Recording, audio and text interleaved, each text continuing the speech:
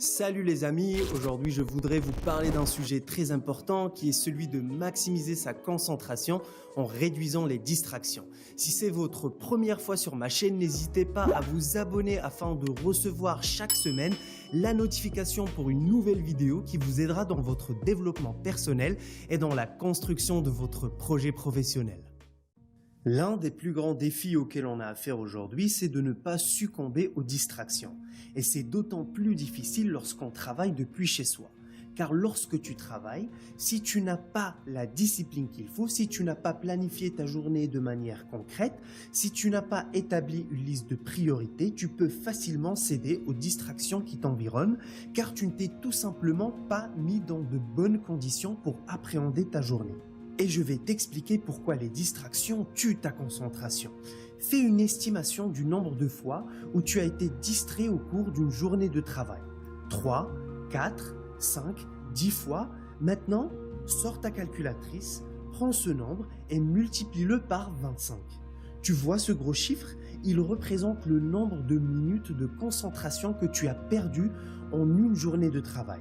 D'après Gloria Mark, qui étudie la distraction numérique à l'Université de Californie, il faut en moyenne environ 25 minutes pour pouvoir revenir au même état de concentration dans lequel tu étais avant l'interruption de ta tâche ou la distraction. Et plusieurs études confirment que non seulement les distractions prennent du temps, mais elles font également dérailler ta concentration pendant une demi-heure en supposant qu'une autre distraction n'apparaît pas pendant cette même demi-heure. En d'autres termes, 30 secondes pour jeter un coup d'œil sur Instagram, ce n'est pas seulement 30 secondes, c'est 30 secondes et 25 minutes. Quand tu t'engages à accomplir une tâche importante, engage-toi à faire abstraction de tes potentielles sources de distraction, surtout si tu es entrepreneur car ton argent est en jeu. Comment peux-tu être efficace, efficient, concentré, dédié si ta boîte mail est ouverte tout le temps, si ton téléphone sonne toutes les 5 minutes, si ton Skype ou Microsoft Teams clean toutes les 15 minutes, si tu reçois des notifications de WhatsApp, de Facebook, Instagram, Snapchat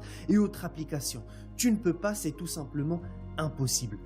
Pour être un vrai requin, il faut activer le mode avion ou le mode ne pas déranger pendant tes 3-4 heures de concentration.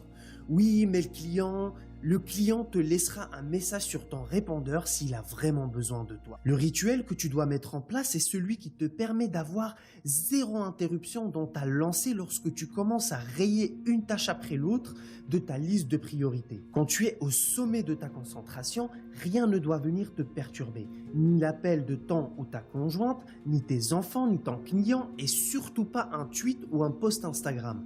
Alors je sais que certains se disent déjà oui, mais si c'est une urgence, blablabla, tu prends ton téléphone, tu vas dans tes contacts et tu mets en favori les numéros de ta femme, de ton homme, tes enfants, tes parents et tes 3 clients les plus importants. Puis tu vas dans tes réglages et tu changes les paramètres de ton mode ne pas déranger et tu notifies de faire sonner ton téléphone lorsque l'un de ces contacts favoris t'appelle 2 fois de suite.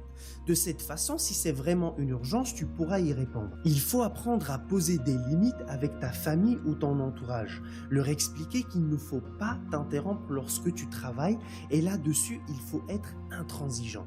Fais clairement comprendre à tes proches que tu n'es pas disponible. Ne laisse aucune opportunité pour qu'on te dérange ou qu'on te coupe dans ton élan de concentration. Quand tu bosses, quand tu te donnes à 100%, tu dois tout éteindre. Tu dois te mettre dans ta bulle. Il faut aussi faire comprendre à ton entourage que ce n'est pas parce que tu fais du télétravail que tu n'es pas en train de travailler. Un grand nombre d'entrepreneurs et de salariés se demandent pourquoi ils ne réussissent pas. La réponse est qu'ils ne sont pas dans l'abstraction des réseaux sociaux, l'abstraction des infos télé. Tu ne peux pas être à fond en répondant au téléphone toutes les demi-heures. Tu ne peux pas être à fond en gardant la télé allumée à côté, même s'il n'y a pas de son. Tu ne peux pas faire un excellent travail alors qu'une source de distraction vient détruire ta concentration. Il faut absolument apprendre à être exigeant avec soi-même en s'accordant ce temps d'isolement, de solitude, où tu vas te donner une chance de penser, de réfléchir, de charbonner et d'être à fond. Car une fois que tu es à fond, tu peux exploiter ton potentiel et ta créativité au maximum et c'est là que la magie surgit. Si tu es entrepreneur, ne tombe pas dans le piège de croire que puisque tu es ton propre boss, tu as le droit de faire ce que tu veux, que tu as le droit de partager ton temps comme tu le souhaites. Tu n'as certes pas de boss, mais ton boss, ça va être cette liste de tâches que tu as planifiées la veille et que tu dois absolument finir avant de te mettre à répondre aux messages de tes amis, etc. À tous les entrepreneurs et à tous les salariés qui ont du mal à carburer, qui, lorsqu'ils finissent leur journée, se disent « j'ai l'impression de n'avoir rien fait », je leur dis « planifiez la veille toutes les tâches que vous devez accomplir. Faites une liste de priorités, réglementez vos distractions, activez votre messagerie vocale et éteignez votre téléphone. Arrêtez de consulter vos mails à tout moment, supprimez les notifications Skype, Facebook et autres de votre navigateur web, faites connaître vos intentions à votre famille et à votre entourage, préférez un endroit propice au travail pour vous créer cette bulle de concentration et travaillez par cycle pour être plus efficace. Merci d'avoir regardé jusqu'à la fin, j'espère que cette vidéo va t'aider à maximiser ta concentration en réduisant le nombre de distractions. N'hésite pas à me laisser en commentaire quelles sont tes distractions et comment tu comptes les réduire.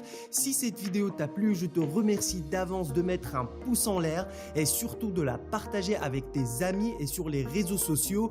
Un grand merci et à la semaine prochaine.